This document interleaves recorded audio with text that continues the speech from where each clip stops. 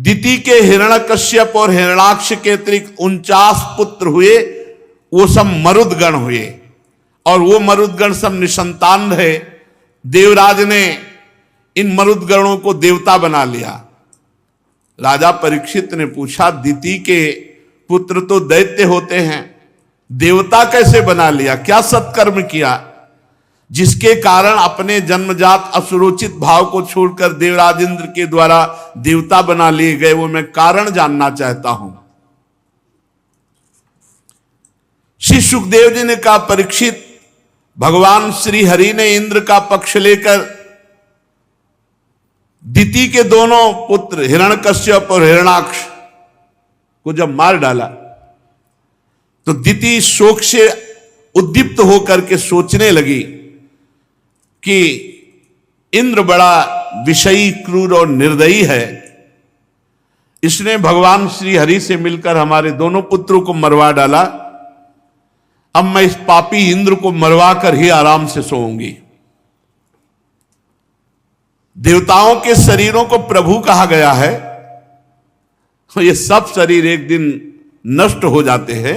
ये अपने शरीरों के कारण एक दूसरे से द्वेष करते हैं। मैं समझती हूं इंद्र को बड़ा घमंड है कि मैं त्रिभुवन पति हूं, अब मैं इसका विनाश करूंगी।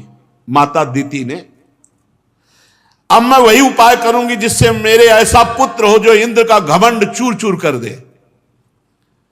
दिति ने अपने मन में ऐसा विचार किया और अपने महान सामर्थ्यशाली पति भगवान कश्यप जी की सेवा में विनय पूर्वक, जितेंद्रियता पूर्वक सेवा करने लगी।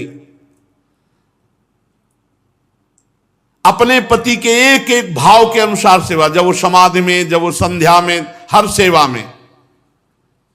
कश्यप जी महान ज्ञानी, तपस्वी, सामर्थ्यशाली ऋषि, कहा, किस इच्छा से तुम सेवा कर रही हो हमारी? क्या चाहिए?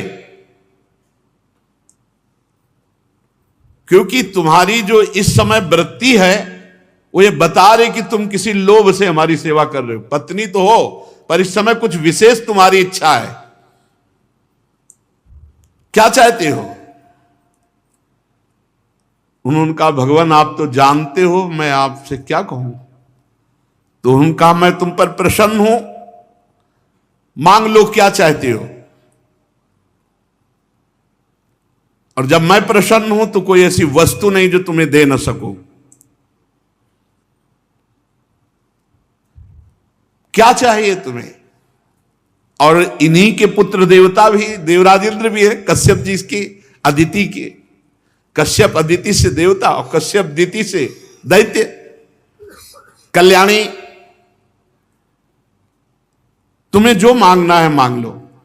दिति ने कहा, ब्रह्मन, देवराज इंद्र ने श्री हरि से मिलकर हमारे दोनों पुत्रों को मरवा डाला।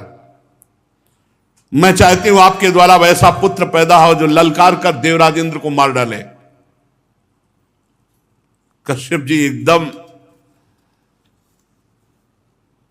गंभीर हो गए कि अरे ये क्या मांग लिया इसने। खिन्न हो गए, मन ही मन कहने लगे, अरे ये क्या, मैं इतना ज्ञानी होते हुए भी मैं समझ नहीं पाया। देखो तो सही, त्रिरूपणी माया ने मेरे से क्या मांग लिया। देवराज इंद्र त्रिभुवन पति का वध और मेरा बेटा है। अगर भजन के बल से रोक ले तो रोक ले, नहीं ईर्ष्या इतना प्रबल। देखा ना आपने कल, ईर्ष्या कृतद्युति के लाडले राजकुमार को जहर दे दिया सब मिलकर के। बहुत जोर की ईर्ष्या होती। ईर्ष्या में अपना नाश नहीं दिखाई देता है सामने वाले का। मुझ मूड को धिक्कार है, मैं कैसे फंस गया। अब देना पड़ेगा जो मांगेगी। शरत पद्मोत्सवम वक्तम वचश्च श्रवणामृतम हृदयम क्षुरधाराभम स्त्रीणाम को वेद चेष्टितम। इनका मुख तो खिला हुआ कमल जैसा, वाणी श्रवण में अमृत जैसी और हृदय में क्षुरधारा। इनकी चेष्टाओं को कैसे जाना जा सकता है। मुझे पैनी धार से काट दिया, अब मैं क्या उत्तर दूं? क्योंकि मैंने कहा कि मुझ जैसे समर्थ पुरुष से मांगने पर कोई खाली नहीं जा सकता। बोलो आज देवी क्या चाहती हो? तो कहा इंद्र को मारने वाला पुत्र चाहती हो। और इंद्र बड़े बेटा है, अपने ही बेटा का, भाई कश्यप जी तो पिता ही है ना। मैं कैसा बोल गया कठपुतली की तरह, ये मुझसे प्यार व्यार कुछ नहीं कर रही थी, ये तो देवराज इंद्र को मरवा डालना चाहती है। अब क्या करूं? मैं तो कह चुका हूं, मेरी बात कभी व्यर्थ नहीं होती, मिथ्या नहीं होती, और इंद्र का वध होने नहीं दूंगा, क्योंकि त्रिभुवनपति है। क्या युक्ति करूं? कश्यप जी मन ही मन बहुत खिन्न हो गए और रुष्ट होकर दिति से कहा, कल्याणी तुमने जो मांगा वो पूर्ण होगा, लेकिन एक व्रत है, 1 वर्ष तक तुम पूरी पवित्र रहोगी। अगर 1 सेकंड के लिए भी अपवित्र हुई तो फिर वो इंद्र का मित्र बन जाएगा, इंद्र का वध करने वाला नहीं रहेगा। 1 क्षण भी अगर अपवित्र रही, त्रुटि हुई व्रत में, तो इंद्र का मित्र बन जाएगा। मेरे बताए हुए व्रत का पालन, दिति ने कहा पूरा पालन करूंगी, 1 क्षण कभी अपवित्र नहीं रहूंगी। बोलिए आप क्या क्या नियम पालन करना है व्रत में? कश्यप जी बहुत सावधान, उन्होंने कहा शर्त, मन से, वाणी से, क्रिया से किसी भी प्राणी के प्रति द्वेष भाव नहीं होना चाहिए, तो इंद्र के प्रति भी नहीं होना चाहिए। बड़ी सावधानी से कि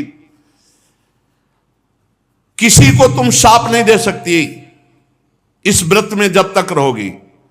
गाली नहीं बोलोगी, झूठ नहीं बोलोगी, शरीर का नख रुआ काटोगी नहीं, कोई अशुभ अपवित्र वस्तु छुओगी नहीं, जल में गले तक जाकर स्नान करोगी, कभी किसी पर क्रोध नहीं करोगी, कभी पापी पुरुष से बात नहीं करोगी, बिना पवित्र वस्त्र धारण नहीं करोगी, किसी की पहनी हुई माला ना पहनोगी और ना सूंघोगी, कभी किसी का झूठा नहीं कहोगी, किसी भी तरह का पवित्र भोजन छुओगी नहीं, रजस्वला का लाया हुआ अन्न, अंजलि से जलपान ये नहीं करोगी, कभी झूठे मुंह नहीं रहोगी, आचमन हर समय पवित्र, संध्या के समय बाल नहीं खोलोगी, बिना श्रृंगार के, वाणी का संयम किए बिना, बिना चद्दर ओढ़े घर से बाहर नहीं निकलोगी, हर समय घर से जब अंदर आओगी तो पैर धोना होगा,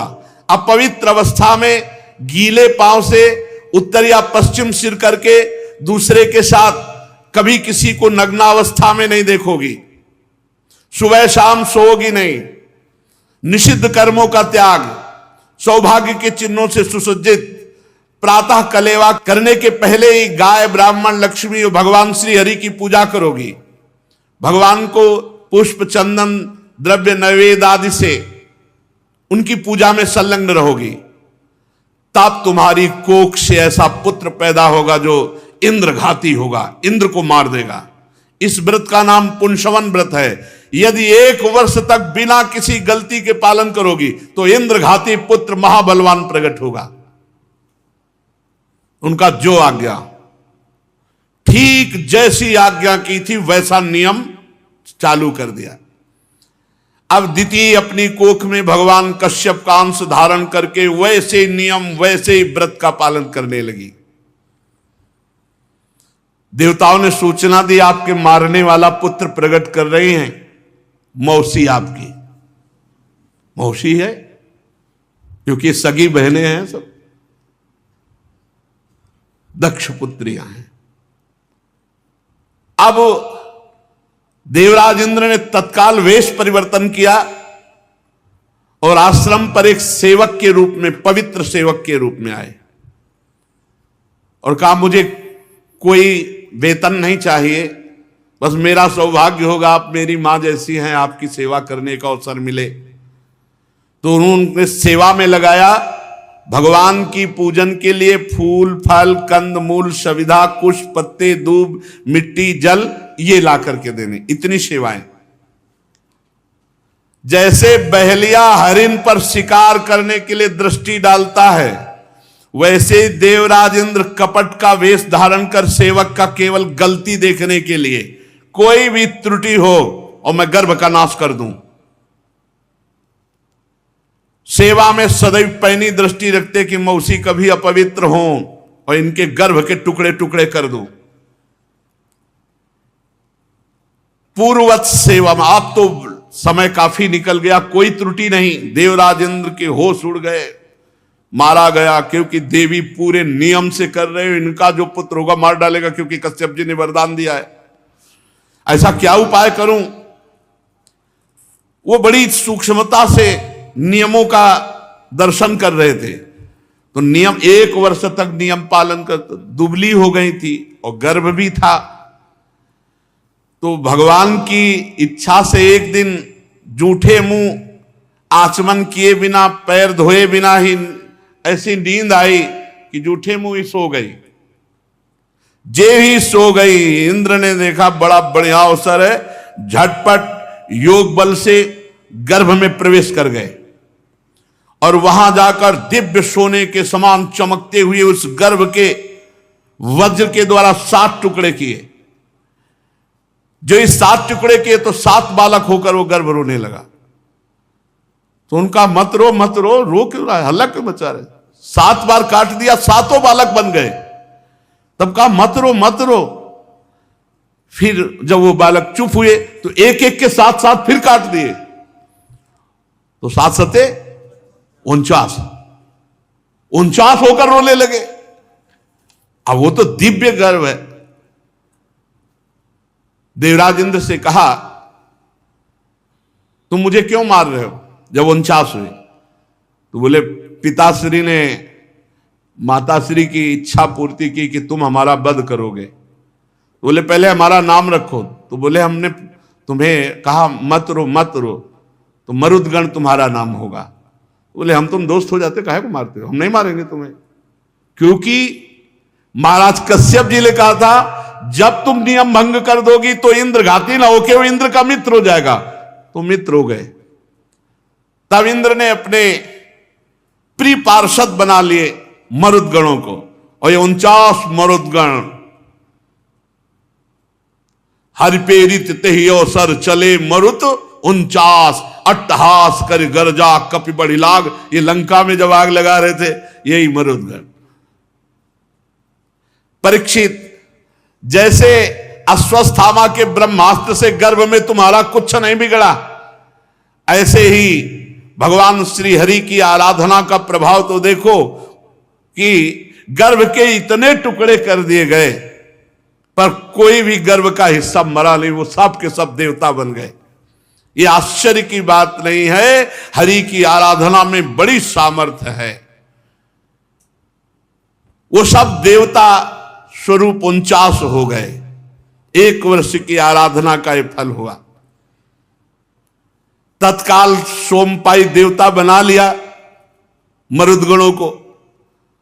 जब दिति की आंख खुली तो देखा कि 50 सामने खड़े हैं, 49 वो देवराज इंद्र।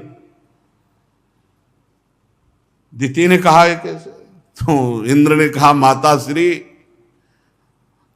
कोई सेवक फल फूल लाने वाला और कोई नहीं था, हम ही थे। हम आपकी त्रुटि देख रहे थे, त्रुटि देखा तो ये ऐसा ऐसा कृत्य किया, वे सब के सब अब मेरे मित्र बन गए, क्योंकि पिताश्री ने कहा था आप त्रुटि करोगी तो ये आपके मित्र बन जाए, इंद्र के मित्र बन जाएंगे। तो अब आशीर्वाद दो, हम 50 आपके हैं। कहा बेटा मेरा द्वेष नष्ट हो गया तुम्हारी इस चेष्टा से, कठिन व्रत का पालन किया है, इसलिए जाओ निर्भय हो जाओ। अब मेरी तरफ से तुम्हें कोई भय नहीं है। मैंने तो एक पुत्र के लिए संकल्प किया था, भगवान ने मुझे 49 पुत्र दिए, 50वां आप भी तो मेरे पुत्र हो। भाव बदल गया। बेटा तुम पर भगवान की बड़ी कृपा है। इंद्र ने कहा माता मेरे पर नाराज मत होना, मेरा इसमें दोष मत मानना, क्योंकि मैं भी पुत्र हूं। आपके गर्भ में प्रवेश हुआ और गर्भ में प्रवेश होकर इनके खंड खंड किए। इस रहस्य को आप जानिए और मेरे को अपराधी मत मानना। कि मैं आपके गर्भ में क्यों प्रवेश हुआ, क्योंकि मौसी हो, मां के समान हो, तो इसमें मेरा कोई दोष नहीं लगता। मेरी स्नेहमयी जननी, तुम पूज्या हो, भले मैंने मूर्खता की, पर आप मेरे इस अपराध को क्षमा करना। परीक्षित देवराज इंद्र के शुद्ध भाव से संतुष्ट होकर माता ने उन्हें आशीर्वाद दिया। वो 49 मरुदगणों को साथ लेकर स्वर्ग चले गए। ये मरुदगणों के जन्म का मंगल में जो चरित्र सुनता है उसके पाप नष्ट होते हैं और वो भगवान की भक्ति को प्राप्त होता है।